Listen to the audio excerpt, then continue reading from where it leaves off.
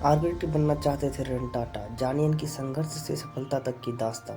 हमारे देश में कई सारे बिजनेस टाइकून हैं और इनमें से एक रतन टाटा भी है। रतन टाटा न केवल एक व्यवसायी है बल्कि एक उद्योगपति, निवेशक, परोपकारी और कंपनी टाटा सन्स के पूर्व अध्यक्ष भी हैं। वे वर्ष 1991 से 2012 तक टाटा ग्रुप के अध्यक्ष रहे। रतन टाटा जी की सफलता की कहानी काबिले तारीफ है, परंतु वो इस ऊंचाई तक एक दिन में नहीं पहुंचे बल्कि उन्हें कई वर्ष लगे। कई बार उन्हें असफलता का सामना भी करना पड़ा। एक बार तो फोर्ड कंपनी के मालिक बिल फोर्ड ने उन्हें अपमानित भी किया। इसके बाद उन्होंने फोर्ड से जैगवार और लैंड रोवर खरीद कर अपने अपमान का बदला लिया।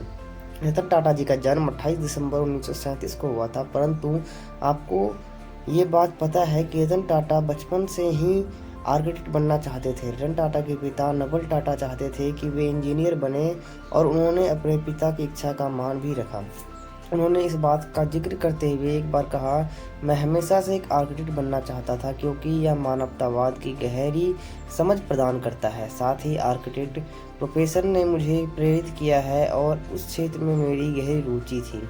लेकिन मेरे पिता चाहते थे कि मैं एक इंजीनियर बनूं। मैंने इंजीनियरिंग में 2 साल बिताए। उन्होंने आगे बताया था कि इंजीनियरिंग के दौरान मुझे समझ आया था कि मुझे एक आर्किटेक्ट बनना चाहिए जहां मेरी दिलचस्पी वास्तव में थी।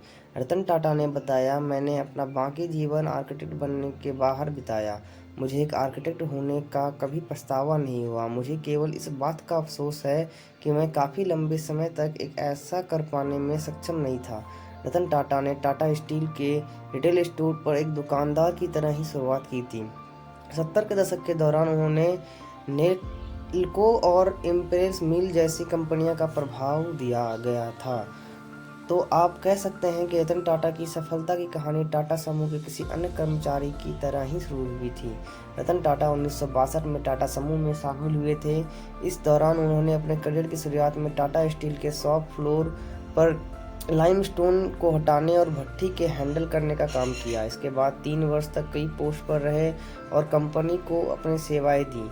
इसके बाद 1991 में समूह के अध्यक्ष के रूप में कार्यभार संभाला और उन्होंने दिसंबर 2012 तक समूह का नेतृत्व किया।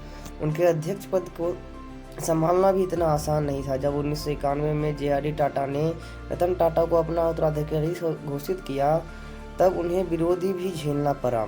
उस समय कई कंपनी के प्रमुख ने इस निर्णय का विरोध किया। ये वे लोग थे जो कई वर्षों से टाटा ग्रुप से जुड़े हुए थे, काफ़ी प्रभावी भी थे। इसके बाद रतन टाटा ने सेवानिवृत्ति का आयु निर्धारित की और उन्होंने बदलना शुरू किया। उन्होंने सभी कर्मचारियों को कहा वे टाटा समूह को बनाने और उसे एक अलग स्तर पर ले जाने के लिए कुछ न कुछ योगदान दें, और इस दौरान उन्होंने अपनी नई कंपनी को टाटा ग्रुप से जोड़ा। वो कंपनियां जिन्हें टाटा ग्रुप के ब्रांड का इस्तेमाल करने पे टाटा ग्रुप को कुछ लाभ शेयर करना था। टाटा ग्रुप की सफलता की कहानी टाटा समूह के अध्यक्ष रहकर 21 वर्ष तक सफलतापूर्वक जारी की। इस अवधि के दौरान कंपनी का राजस्व कई गुना बढ़ा और 50 गुना से अधिक का लाभ अर्जित किया। रतन टाटा ने टाटा टेक्नोलॉजी सर्विस की शुरुआत की और भारत की पहली स्वदेशी विकसित कार इंडिका कार भी डिजाइन की। और इसके बाद उन्होंने साल 2004 में टाटा कंसल्टेंसी यानी कि TCS लोगों को लेकर सामने आया। वर्ष 2008 में उन्होंने दुनिया की सबसे सस्ती कार नैनो कार को भी लॉन्च किया। रतन टाटा ने नेतृत्व में टाटा ग्रुप को वैश्विक पहचान मिली। इसके बाद उन्होंने Anglo Dutch steel maker Corus और British luxury car brand Jaguar, Land Rover और ब्रिटिश टाई कंपनी टेटली का अधिग्रहण भी किया। रतन टाटा ने 21 वर्ष में टाटा ग्रुप की आमदनी को 40 गुना बढ़ाया। रतन टाटा को उनकी उपलब्धियों के लिए उन्हें बाद में सम्मानित भी किया गया। उन्हें भारत के 2 सर्वोच्च नागरिक पुरस्कार पद्म भूषण और पद्म भूषण से भी सम्मानित किया गया है।